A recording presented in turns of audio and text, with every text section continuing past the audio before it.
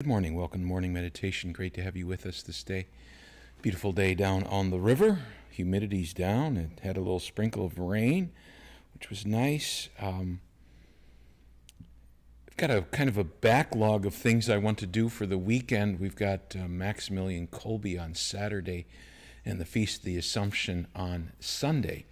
And it seems like both of those, well, there's, like I said, this week is full of stuff. Jane de Chantal is worthy of discussion, but I'm not going to do it because there's other stuff I want to do more. But she is worthy of looking up and checking out.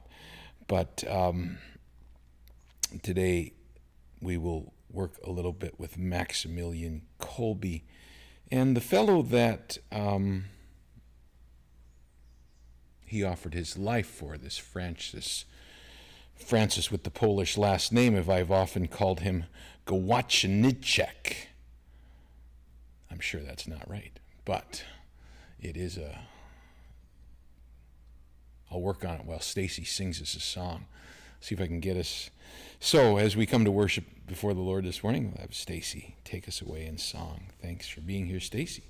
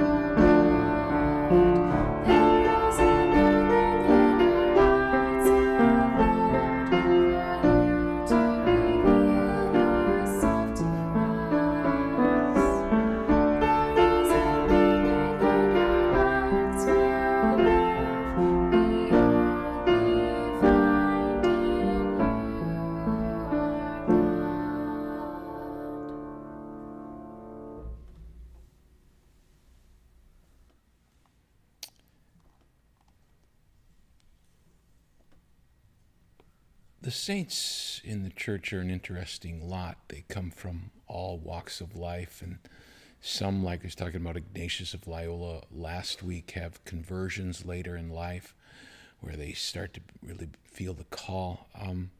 Some are seemingly called from the beginning. Of course, we're all called from the beginning in some ways, but when he was a young man, I don't know, this doesn't give his age, 13, 14, Mary appears to him, and he said, I prayed very hard to Our Lady to tell me what would happen to me. She appeared, holding in her hand 2 crowns, one white, one read. She asked if I would like to have one of them. One was for purity, one was for martyrdom. And like sometimes teenagers, yes, I will take both of those. She smiled and disappeared. After that, he was not the same. He entered a religious order at the age of 16. He was ordained at 24. And this great line, he saw religious indifference as the deadliest poison of the day. He wanted to combat it, and his aim was to fight indifference with the witness of a good life, with prayer, work, and suffering. Still a call for us today. He started a magazine under Mary's protection to preach the good news for all the nations. So he was, it reached 1 million membership mark for his magazine subscribers. Huge in the early 30s. His story is pretty simple. In 39, the Panzers overrun Poland. His city was severely bombed. Kolbe and his friars were arrested, then released in 3 months on the Feast of the Immaculate Conception. In 41, Kolbe was arrested again. This time the Nazis' purpose was to take the leaders. 3 months later, in Auschwitz, he found his eternal life. And the story, I think, is pretty well known. In Auschwitz, a prisoner had escaped. The commandment announced that 10 would die. He walked along saying, this one, that one, this one. And as they were watching away, Kolbe stands forward, I would like to take that man's place. He has a wife and children. And the commandant asks him, who are you? And he says, a priest. The commandant, so the story goes, smiles a little bit, sent Francis Gaujo-Winicek out of line and ordered Kolbe to go with the other 9 into the block of death. They were ordered. Slow starvation began in darkness. The story goes that they heard the prisoners singing. And instead of crying out against their persecutors, they heard singing led by Father Kolbe. On the 14th of August, the Feast of the Assumption, 4 of the 10 were left alive. The jailer came to finish Kolbe off as he sat in a corner praying. Shot with carbolic acid, they burned his body with the others. Beatified in 71, but by Paul VI. Canonized in 82 by John Paul II. The reflection from Franciscan media, Kolbe's death was not a sudden last-minute act of heroism. His whole life had been a preparation. His holiness was a limitless, passionate desire to convert the whole world to God, and his beloved, immaculate heart of Mary was his inspiration. He's the patron saint of those recovering from drug addictions. And it doesn't say how he ended up with that moniker, but one of the patrons of those with drug addictions that we come before today. The fellow, Francis, lives. Gaujo-Winicek.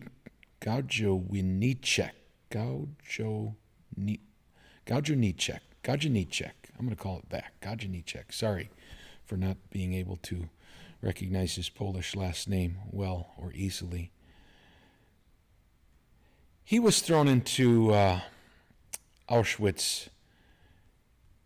He had fought against the Nazis. He was thrown into Auschwitz in 39. And so, I'm sorry, he's thrown into Auschwitz in 40. And then he has the encounter in August of 41. He ends up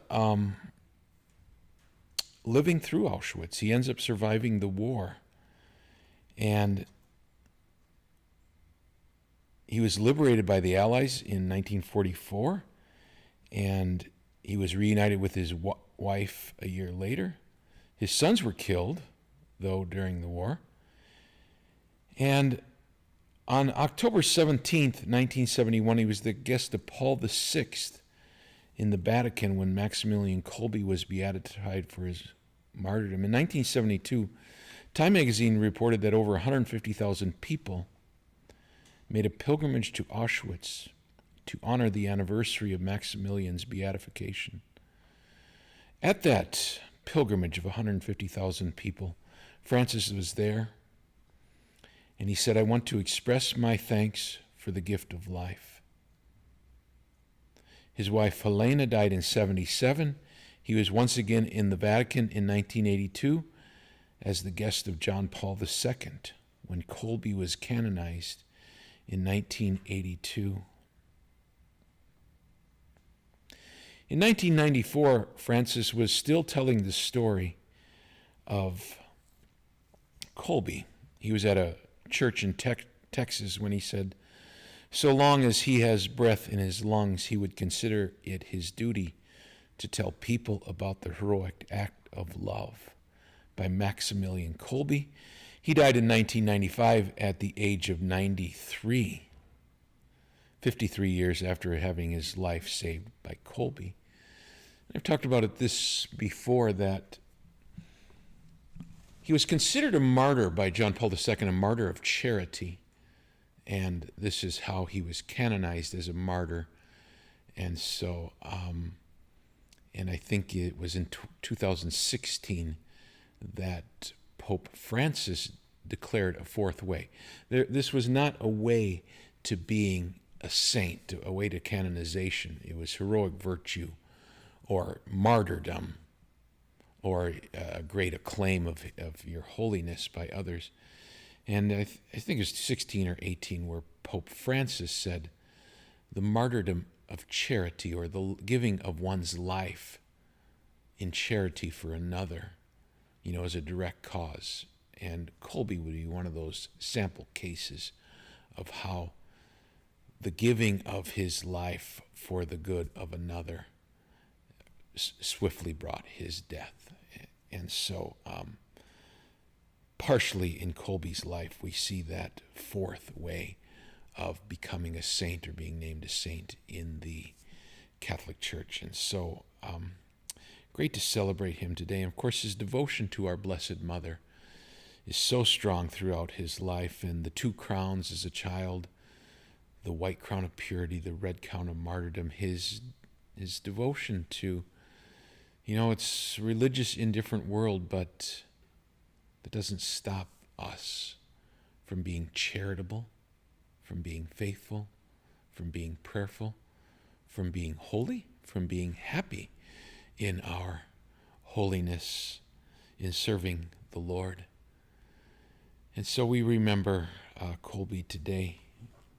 And of course, his feast day will be Saturday. We'll remember him again. But also setting up, he dies on that eve of the Assumption, also setting up that celebration of the Assumption of our Blessed Mother into heaven.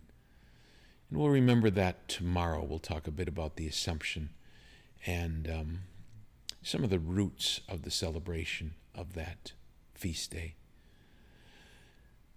Thanks for joining us. Great to have you. We do this Tuesday through Fridays. I should know this by now. Tuesday through Friday at 9 o'clock. And we'll have Stacy take us away in song. Thanks for being here today. Blessings.